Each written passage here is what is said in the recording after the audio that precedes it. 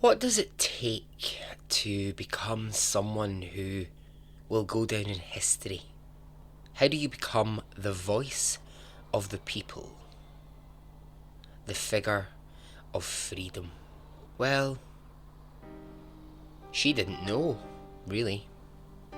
She was just living her life until that life became interrupted by one event which would change things forever. She wasn't defending her honour in that cell. She'd lost that years ago. God has chosen this girl with all her shortcomings to be the saviour. I was in a position where I had to protect my own interests, which is me. I've always been a determined person. What does it take to become someone who will go down in history? Let's find out. Welcome to Extraordinary Stories Podcast.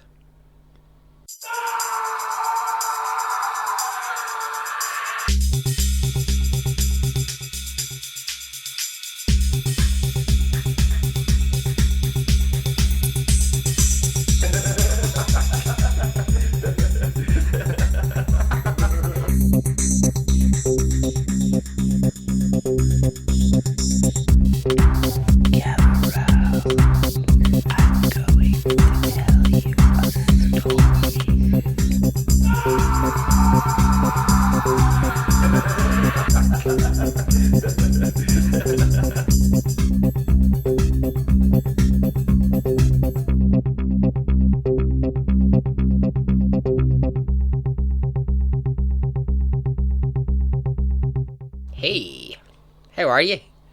You well? You good? I am. Here we are, another episode. Lovely to be telling you another story. Now, just before we get to the story, I'm just going to do a very quick birthday shout out, which was requested a good few weeks ago now, but I couldn't fit it into what was happening. Anyway, I would like to say a happy 40th birthday to a podcast listener, someone who's in the Facebook group, and that is Brian. Now, Brian, you sent a message to the group and you said, I would love a shout out. And also, I can't wait to see how Barry does with my surname, and you have thrown me quite a challenge here. So it's happy birthday to Brian Cajulis?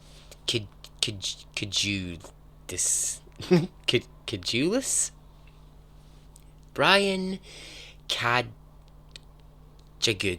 Brian! Happy birthday, Brian! That is one surname that I cannot get my head around. So, I hope you had a lovely birthday.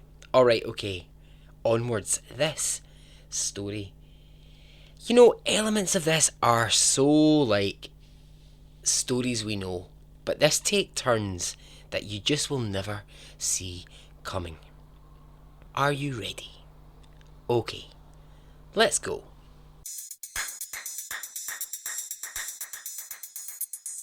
Okay, it's North Carolina, and it's a place called Washington.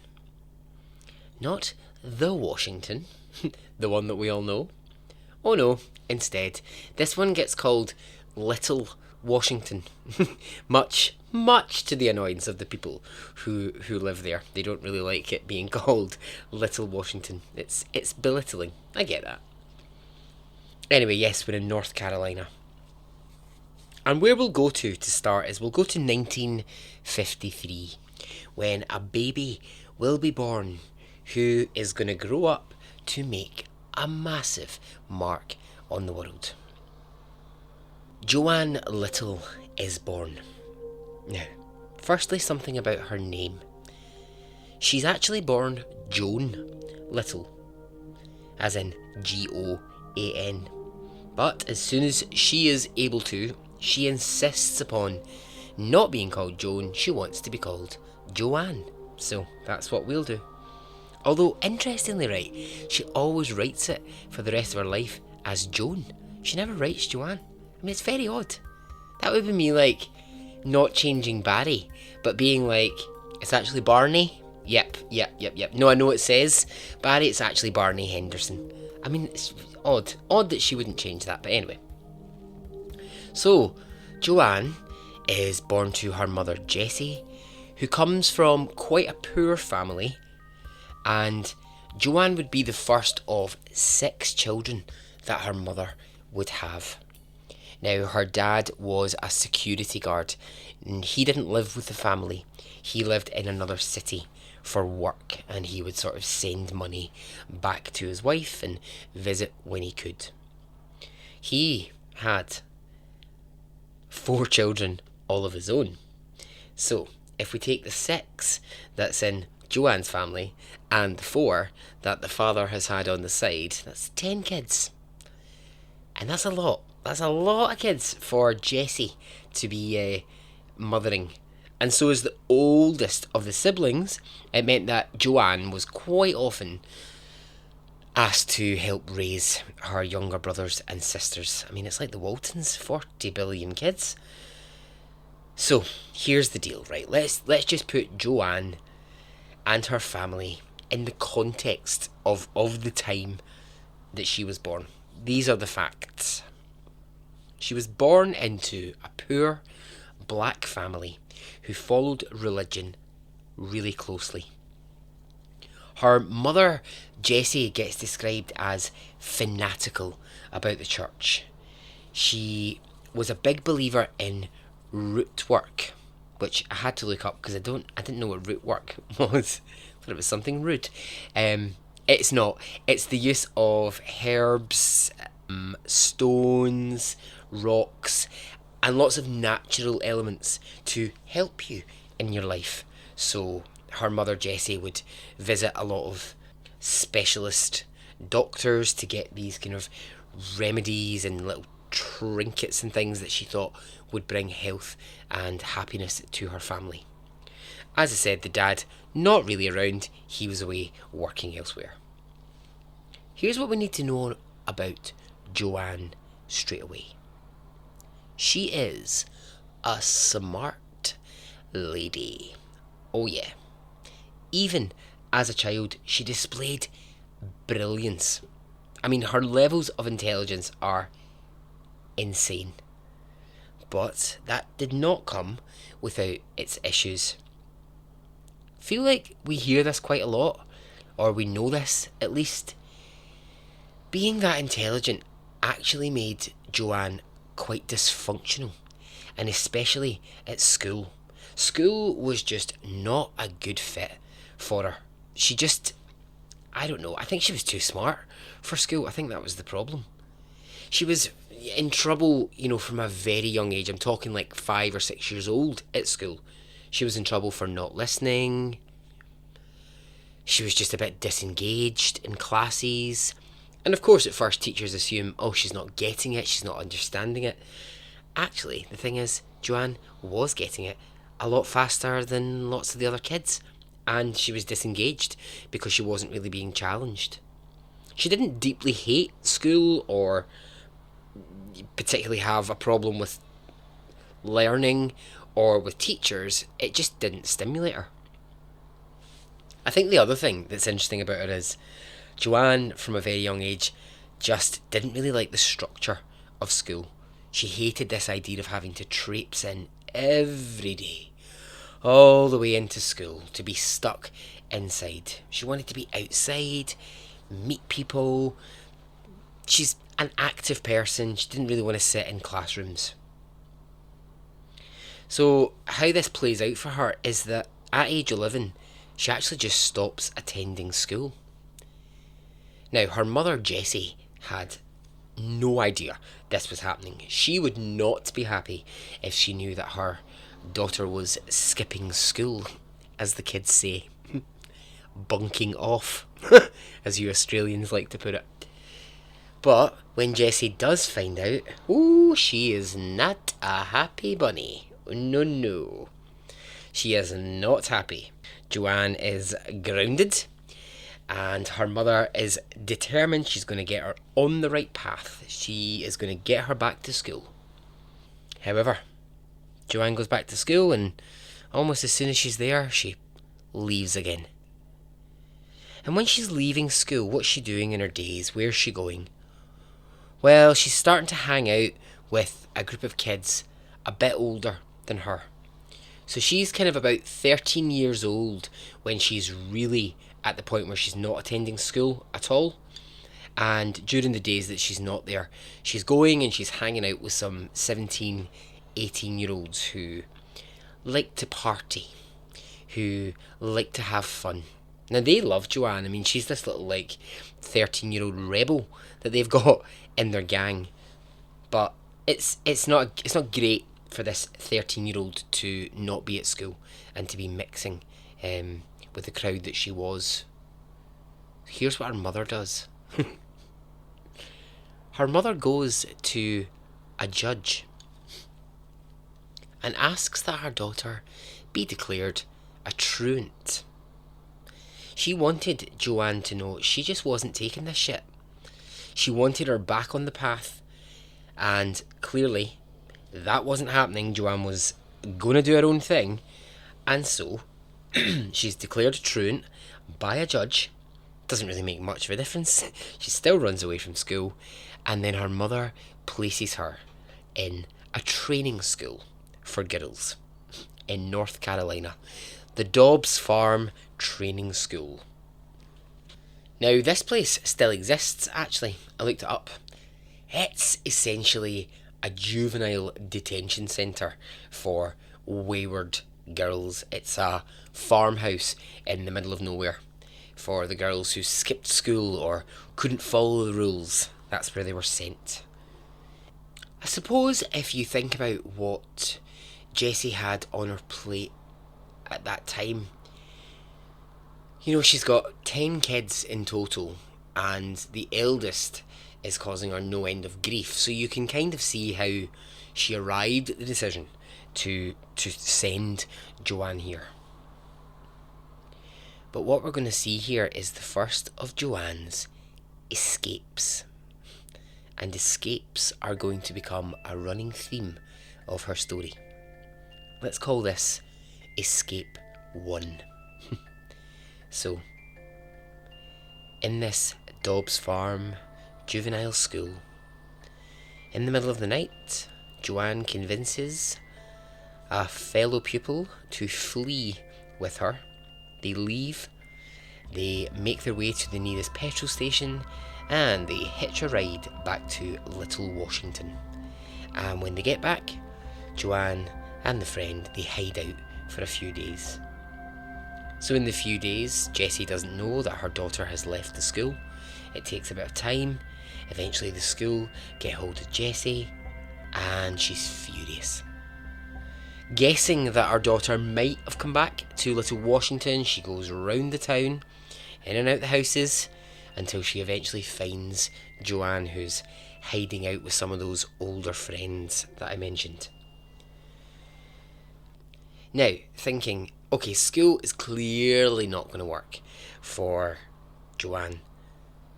I'm not going to send her back. Instead, what I'll do is I'll send her to Philadelphia, because they've got family there, and she thinks, I just need her out my hair. Basically, I need someone else in my family to see if they can look after her. So she goes to Philadelphia. She lives with this other members of her family. She gets enrolled in a new high school, and this time she actually sticks it out. But I'll tell you what helps.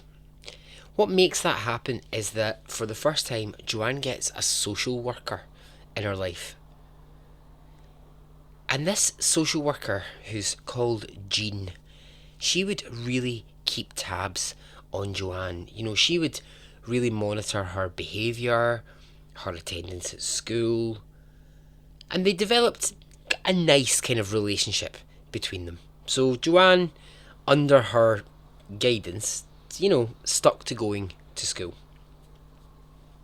She liked to call Joanne the little escape artist. As she would say of Joanne, she is pretty excellent at getting herself out of any situation.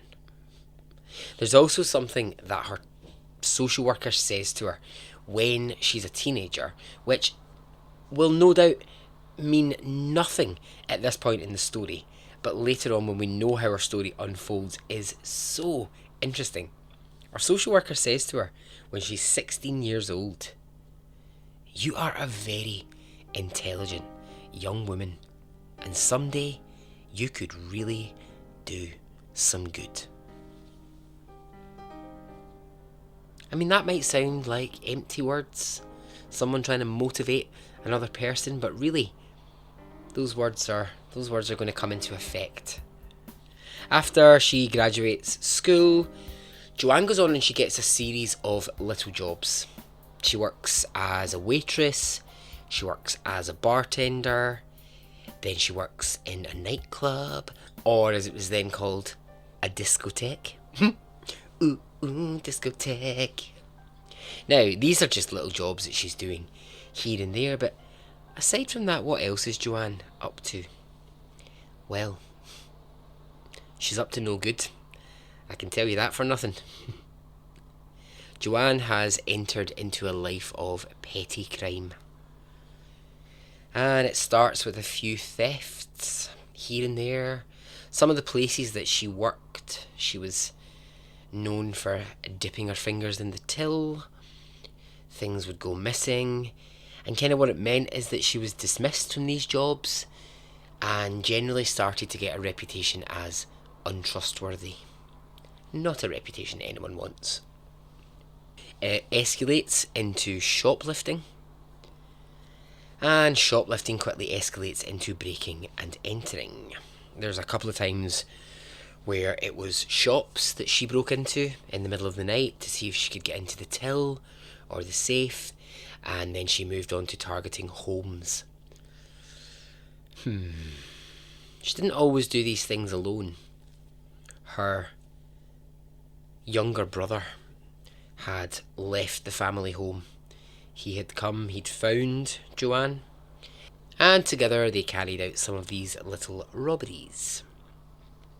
So in the general area, Joanne was pretty well known by police. They'd picked her up a few times here and there. She'd spent little stints of time in the local jail.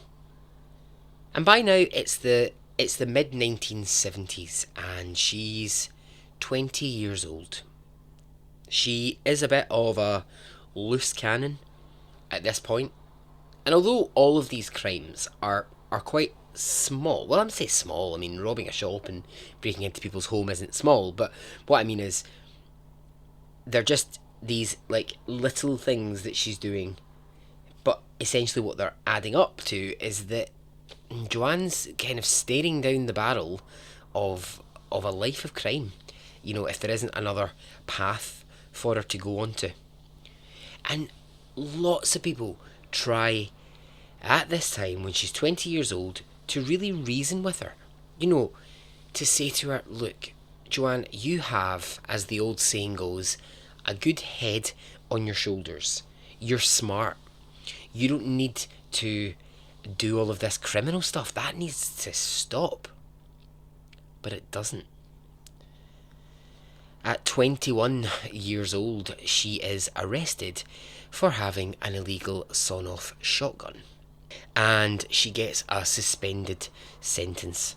And one of them is for 6 months. And it's while she's out on this 6-month suspended sentence that she commits crimes like robberies. She has another 4 shoplifting charges brought against her. And this time, it's going to mean jail time for her. It's going to mean serious time in jail. Because this is all just adding up now. It's all adding up to the point where she's going to need a stint of time in prison. So she's placed in the county jail. And this is a turning point in the story. When she's placed in the county jail, she's given the option that she could move to the correction facility for women, which is a few miles away in another town. Now, she has this option, but Joanne asks if actually she could just stay in the county jail that she's in. The one it's near Little Washington. It's near the place that she grew up. She's much more familiar with the setting. She's been in and out of it a few times.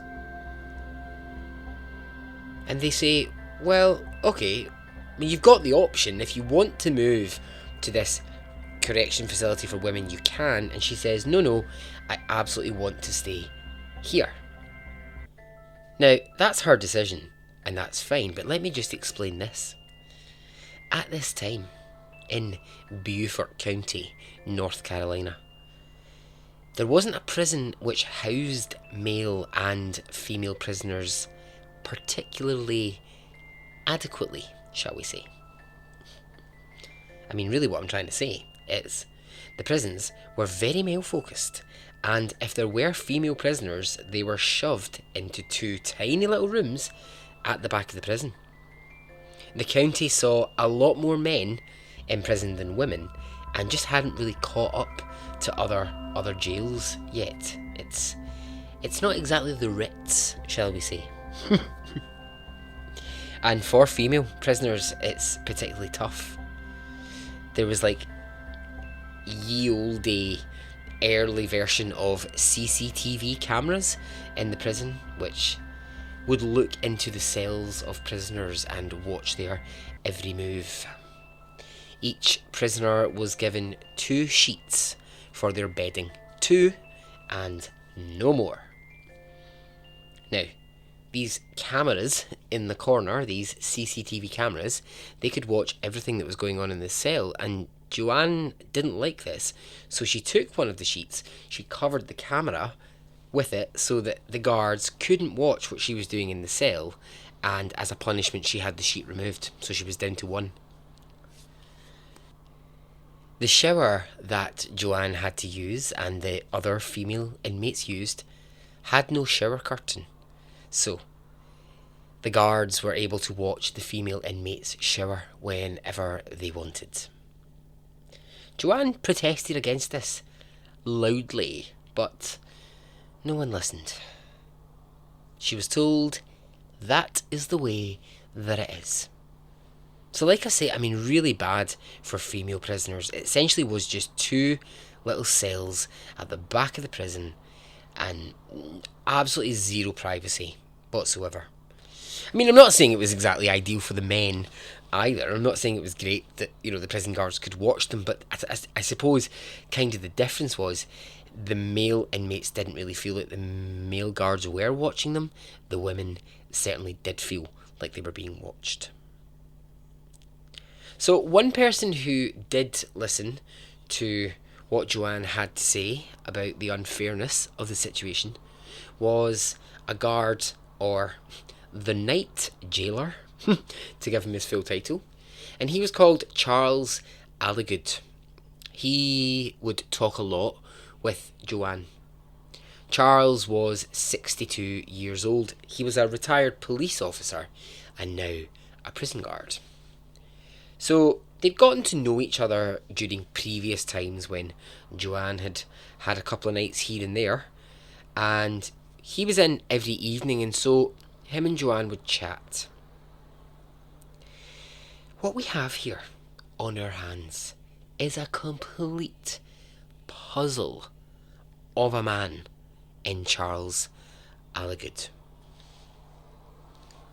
I'm going to give you 4 statements made by different people about Charles Alligood, and tell me, do you think these add up to the same person? Because I don't. A neighbour of Alligood said, "Oh, Charles, what a sweet man, kind to everyone." His wife said, "A good family man, a very decent person." His workmate said, "Charles had a racial bias. He didn't much like anyone who wasn't white." His boss said, "I had no idea he was such a ladies' man. That's news to me." Now, those four statements tell me that Charles Alligood might have been different things to different people. If you asked any of the other females who had been imprisoned in the same place, they would use a very strong word to describe the night jailer. The kind of word you don't just throw around easily. The word rapist. During Joanne's time at the jail, other guards had noticed that Charles Alligood would bring Joanne food sometimes out of meal times. He would let her out of her cell to make phone calls when she shouldn't really be out of her cell making phone calls. And that sometimes at night they would chat. He would sit on the outside of the cell, her on the inside, and they would talk back and forth. Remember I told you that Joanne was called the escape artist? Well, here comes escape number 2, and it is way bigger than the first one when she ran away from school. In fact, this escape is a life or death situation. At 4 a.m. on the 27th of August, a local police officer enters the jailhouse. It's a routine night. He'd picked up a drunk in the town and he was bringing him in for the night. When the officer stepped into the jail, immediately he realised something was off. It was eerily silent. There was no sign of Charles Alligood, who usually sat at the front desk. So the officer locks up the drunken bum that he's brought in and he goes for a look around the jail. As he walks towards Joanne Little's cell, he sees the shape of a body lying on the floor. And at first all he can see is a pair of legs. And he can work out that they're a pair of male legs. He gets closer and now he can see the full body. There's a man lying face down, and he's naked from the waist down. There's blood all over the cell. The dead man has in one hand his trousers and in the other an ice pick. He has been stabbed 11 times with the ice pick. His dead body is the only thing in the cell. Joanne Little is nowhere to be seen. Escape number 2 is underway. Joanne will evade police and detectives for the next week. And I'm talking sniffer dogs, almost 100 officers on foot searching the whole county for Joanne. They can't find her anywhere. Now the search is large. It is a large scale search, and this is why. They're going, we have a murderess on our hands. And they do, yes, they do. Joanne has stabbed Charles Alligood to death in that cell. But that's not the reason that she's hiding. She's hiding because she doesn't think people will believe her that she stabbed him in self-defence. Now, there's a lot going against Joanne here. The view of it really is this. Joanne is a troubled young woman, always caught up in the criminal world for as long as we can remember. Up to no good, just another poor kid who turned to crime to make a living, went berserk, and now she's killed an innocent white man. Of course, the other view is, well, she was vulnerable in that cell. She was all alone with him. And as the previous women who had been in that jail, in those little back rooms, had called him previously, he was a rapist.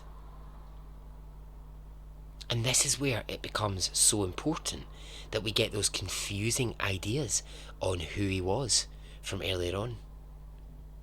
So there's a lot of shock, and a lot of people are shaken that this has happened to Charles Alligood. But then a lot of people will say, well, he did like to visit the female prisoners, and when no one was around, he liked to, as it gets described, get some. Have you ever heard a more disgusting phrase than that? I hate that phrase. I really hate it. It makes me want to vomit all over myself. No. Another reason for Joanne hiding out is that one of the local judges has declared her an outlaw, and he's brought into play a very, very rarely used law that says an outlaw can be shot on sight by anyone. Not just by a police officer, but just anyone with a gun. So if you're, going about your business and you're walking down to the shop in the morning and you're going to get your newspaper and your little carton of milk, and you see Joanne on the street, if you've got a gun on you, you can shoot her. She's an outlaw. I mean, what? So she really, really has to hide. And how she does this is on the night that she runs from the jail, she's running down the street and she sees this guy sitting outside of his house. He's sitting on the steps outside of his house. He's smoking a fag, and she asks him, can I come and stay with you? And she explains that something terrible has just happened in the jail and that she needs to hide. And the man says, yeah, okay. And she hides in his spare bedroom under a duvet. What's actually crazy here, completely crazy, is that when police are looking for Joanne, they go on searches of houses nearby. They actually go into this man's house. They go into the spare room. One of the detectives stands next to the duvet that she's hiding under, and she doesn't get detected. So during this time in the house hiding out, what she can do is she can make a few phone calls. And she starts phoning old friends, the few friends that she's got left, and they're saying to her, look, Joanne, you need to show up. You need to take the heat here because, a judge is saying that people can just shoot you on sight. You need to come out of this and hold your hands up. The longer you hide, the worse it's going to get. But she doesn't want to give herself up. But one of her friends says to her, look, I really think that you should speak to a man called Jerry Paul. Okay, who's he? Well, Jerry Paul is a defence attorney. But upon hearing the fact that he's a defence attorney, Joanne is immediately like, nope, this isn't going to work. I'm not into this. And I'll tell you why. He's white. Joanne feels straight away. Her instinct says to her, the colour of my skin is going to play a large part in my story here, and I don't think having a white defence attorney is really going to help me at this stage. But her friend says to her, look, Jerry Paul does a lot of good work for black criminals, and he will help you. He will. So she gets his number, she calls him, and he gives her the same advice that the friends have. He says, you need to give yourself up. He says if you walk into a police station right now, you'll not be shot. You'll be locked up, but you'll not be shot. And so she does. From the moment Joanne Little walks into a police station, she says it was self-defence. She is arrested for murder. And this is what I find so interesting in the story. This is where it really starts to change, and it absolutely fascinated me. During the time when she's awaiting her trial, the power sort of gets taken out of Joanne's hands. She has to just wait and see what's going to transpire in court. And she's nervous. And she's nervous because, the county, it's predominantly white. And attitudes, I'll just be honest, they weren't as progressive at the time as we would like them to be. Phrases around the county are things like, isn't it just crazy that, something like this could happen in Little Washington? We're such a peaceful little town. Ah, he was a good man, Charles Alligood. He didn't deserve this. He died in the line of duty. Oh, fuck off. No, he didn't. I'm sorry, to be blunt, he died as a rapist. I'm sorry. However, that bit of the story, that takes time to get out there. It takes time. Joanne is telling this story. She's saying, look, he came at me. And it's not the first time he'd done it. But I had had enough of the attacks. I'd had enough. I got out of the cell. I got into a drawer. I found an ice pick. Charles chased her. He chased her back into the cell. And when she put up a fight against the fact that she was about to be raped, it turned into a stabbing. And she will say, look, that was self-defense. He was coming at me. And slowly, that story, it drip feeds out into the town. And then it gets wider. It goes out into the county. Suddenly people are going, this night jailer, he might not quite have been the gentleman the papers are calling him. And a bit of opinion starts to change around Joanne Little. Joanne's got some good people on her side here. Her lawyer, as I said, had done some good work before. And there's another man who's called Julian Bond, and he runs the Southern Poverty Centre. He takes a great interest in her story, and this is what he does. Talk about practical. He mails out 2 million letters across the country, across the whole of America, asking for money to help pay for Joanne Little's defence in court. Let's just think about that, right? 2 million letters. It's 1974. That is a lot of papers and a lot of envelopes. It's no... Tell you what, I'll just put something quickly on Twitter and hope it trends. No. This is proper pen and paper work. But here's the thing. It actually worked. It did 2 things. It raised nearly $200,000 for Joanne's trial, and it got the name Joanne Little out there. More importantly, it got out the story that ignited the flames of justice. Oh, that was good, wasn't it? Ignited the flames of justice. I like that. Where did that come from? Must have been having a moment there where I was struck by some inspiration. I like that. I think if I had a really cool grunge band, I'd call it Flames of Injustice. That'd be good, wouldn't it? I'd be the lead singer, obviously, and we'd do like grunge covers of Madonna songs. It'd be Cher songs and things. It'd be great.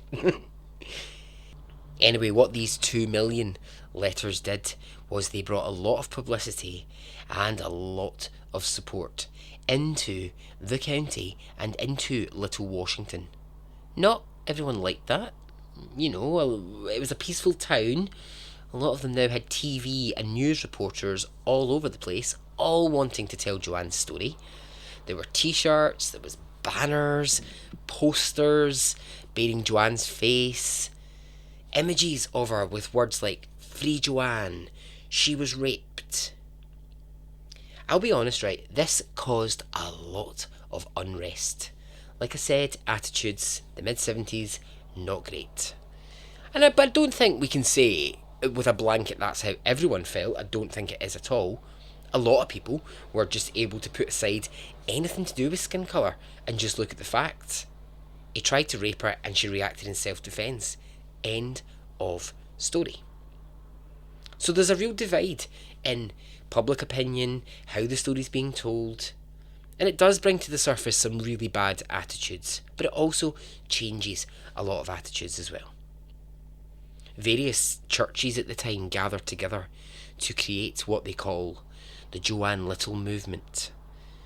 As they see it, Joanne was brought into their lives to be held up as a symbol. She stood for women who would no longer be oppressed. She stood for justice over years of being treated badly. And it's while all of that is happening outside, Joanne is in her cell. I can't help but just imagining her there in her cell thinking, wow, this has gotten huge. And it's so interesting because she's the centre. She's the eye of the storm, yet she's not out there. Everyone else is out there on her behalf. And here she is, sitting in her cell awaiting trial. Do you remember when I did the Bradley Manning story? Suddenly when I was going through Joanne's story, I just tiny little similarity in that moment. Obviously very different time periods, very different contexts, but something so interesting in that idea that for both of them, these huge movements were happening, A, locally, and B, internationally and nationally, but also they were just sitting in prison cells while it all just happened around them. They were just hearing about these things. One of the things that Joanne would really have to get her head around is that there were outside organisations who were coming to fight this case. They were going to win this case. They were determined, these church groups, these groups raising money, they were determined that she was going to walk out of court a free woman. Companies that came together included the Women's Legal Defence Fund, the Feminist Alliance Against Rape, the Rape Crisis Centre, National Black Feminist Organisation, and the National Organisation of Women.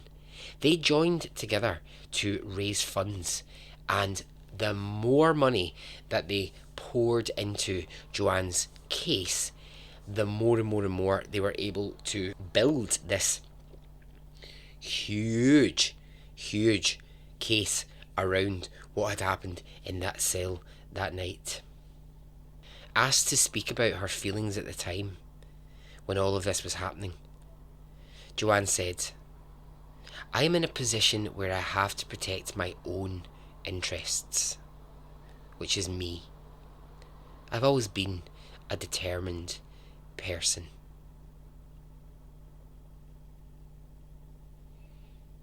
Now, her defence team, they start to get into a few different arguments amongst themselves, again, completely out of Joanne's control. They're trying to figure out what's the best way to present her in court. What's the best way to get her story told correctly, how to actually put her up there as a victim. Because what they've learned is that the prosecution intend to paint Joanne as a prostitute who lured Charles Aligood into the cell for sex and then killed him so that she could escape prison.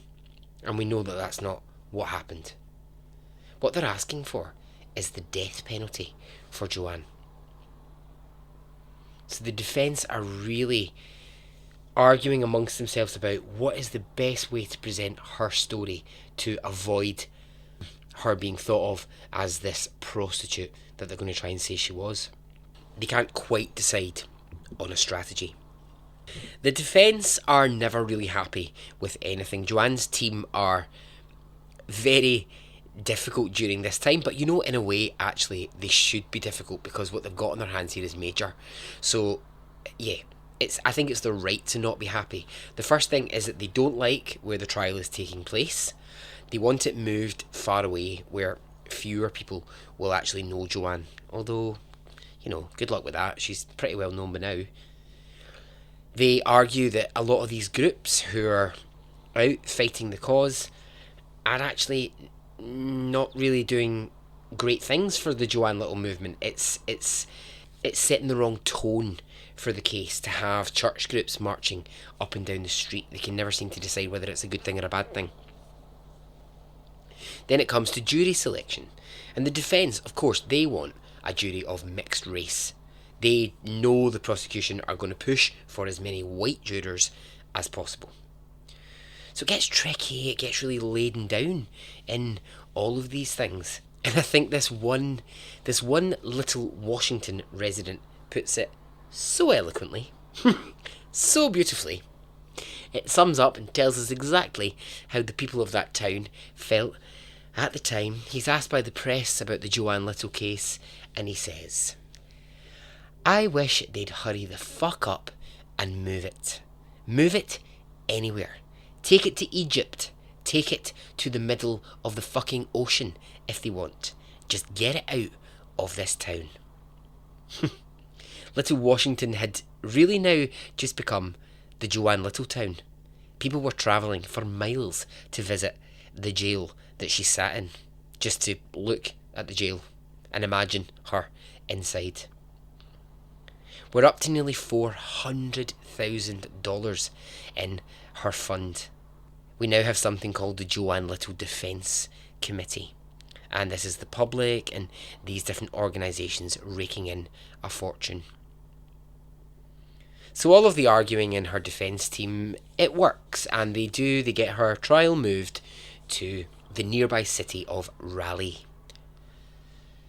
Now, as if there wasn't already enough going on in this story, this story is special because it's one of the very, very, very first times that scientific jury selection gets used.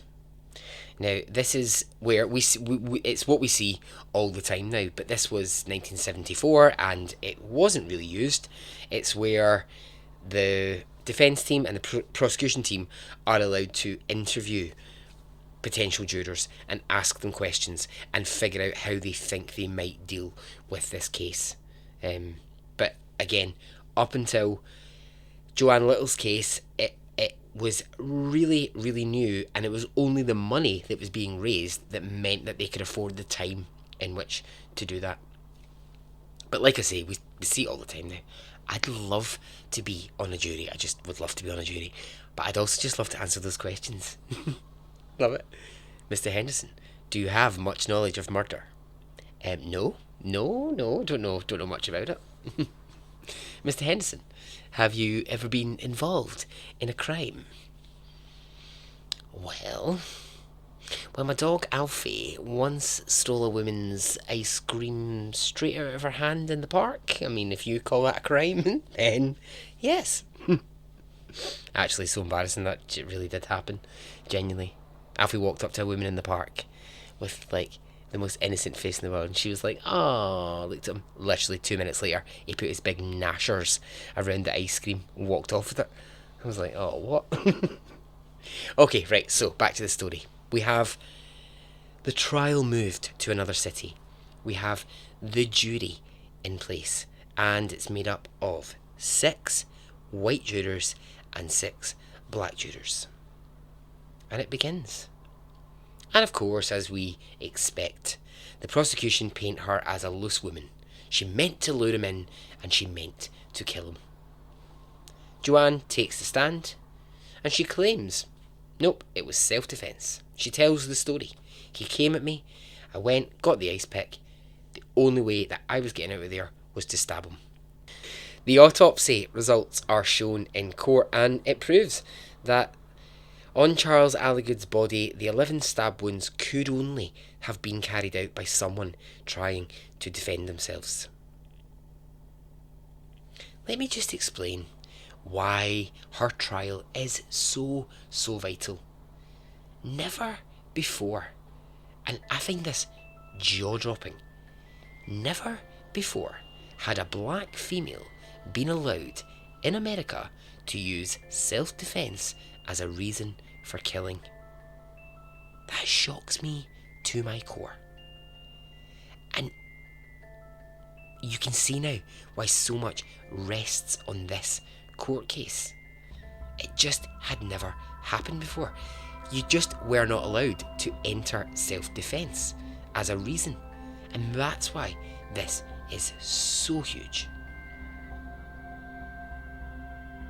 The trial starts to come to a close. The jury rests. They return with their verdict. And they find Joanne Little not guilty. She's the first black female being allowed ever to be acquitted using self-defense. Major.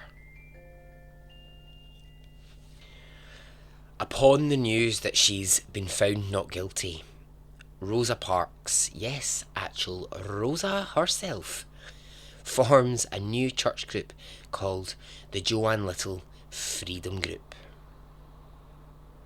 This effect, this ripple effect, well, do you know what? It wasn't a ripple effect, it was a wave. The effect that the Joanne Little case had. It sent major shocks through the justice system, through the groups who had fought for her. So much of what we know now and what we understand was created because of this case. And here she is. She's a free woman. Well, almost a free woman. She never quite finished the sentence, the one that she was originally in for. I think I'd said it was shoplifting at the time. It was something like that. Anyway, she'd never quite finished the sentence for that. So the judge says to her, look, you're going to need to go back and finish that up. And it's just a couple of months. So Joanne returns to jail to finish up the couple of months for shoplifting, only to perform escape number 3. She escapes jail and she runs for freedom. When she's caught, this is interesting, the judge just gives up at this point. He goes, fine, look, just let her be free. Just let her do it, because I can't be arsed anymore. I mean, I don't think he actually says the words, I can't be arsed anymore. I'm sure he uses some fancy law words. But yeah, essentially, it's like, do you know what? She's such an escape artist. Let's just let her off with it. And she's been through so much, and this has been so big that actually another month for some shoplifting in the face of the fact that she's just come out of a murder trial. Let's let it go. So now the public think that they've found in Joanne a new symbol. And you know, in so many ways she is and was, but did she want to be that symbol? Did she want to be up on the podiums with Rosa Parks? And did she want these huge events thrown in her name? Did she want to be this symbol? Well, no. It's difficult for Joanne because she would always be chased by reporters, writers looking for her to say something heroic, looking for her to always say a powerful message and have some inspiring words. And it's in no way diminishing what her case stood for. It's just that Joanne decides she doesn't want to be the constant face of that. She ducks out of the opportunity to take the stage, take the microphone.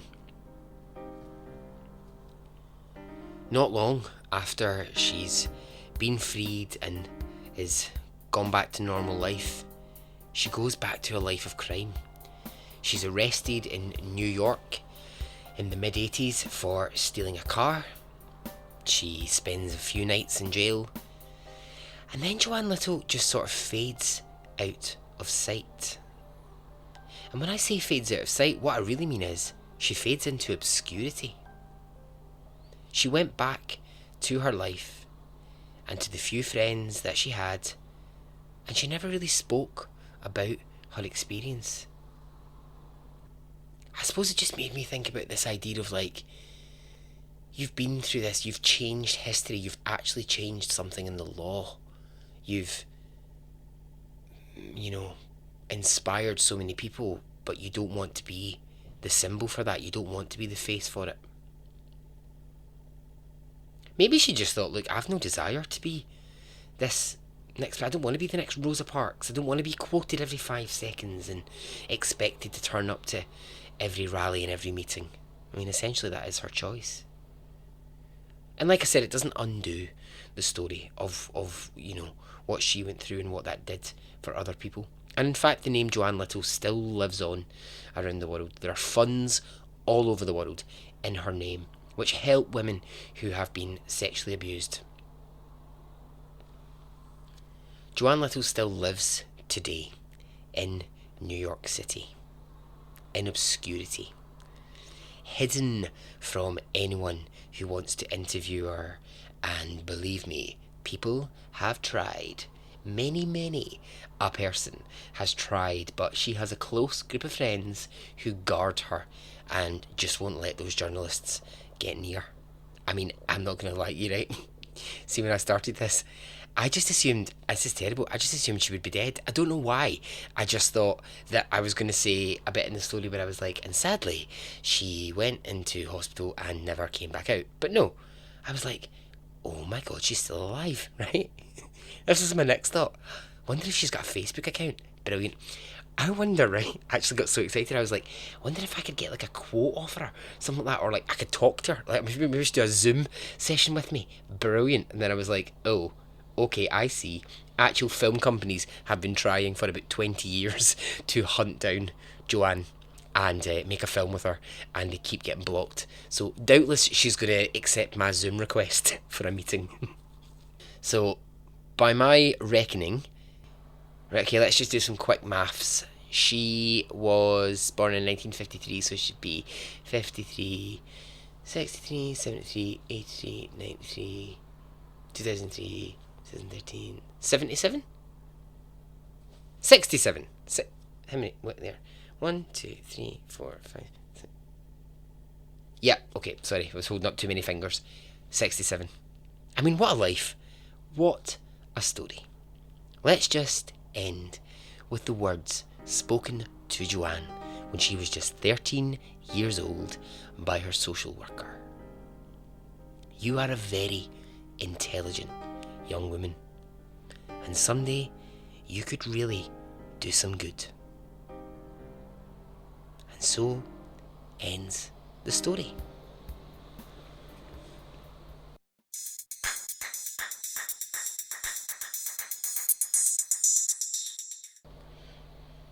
Okay, well, I hope you enjoyed that. Thank you very much. I meant to say this in the beginning, but thank you very much if you've gotten in touch about the Marilyn Monroe episodes. It's very kind. Some lovely words. Thank you very much. Remember, if you do want more episodes, I am on Patreon. You can find me there. And you can always help without money. You know, you can tell people about the podcast, you can review, you can join the Facebook group, follow the Twitter, the Instagram. That's it. I'm out of here. I'm off to see if my criminal dog is committing any more crimes in my absence. Okay, until we speak again. Okay, goodbye.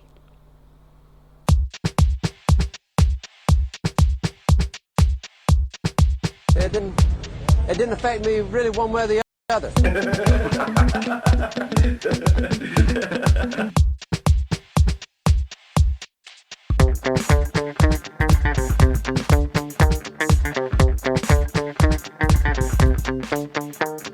I would imagine from the look on his face. Let's get it on. Let's do it. Let's get it over.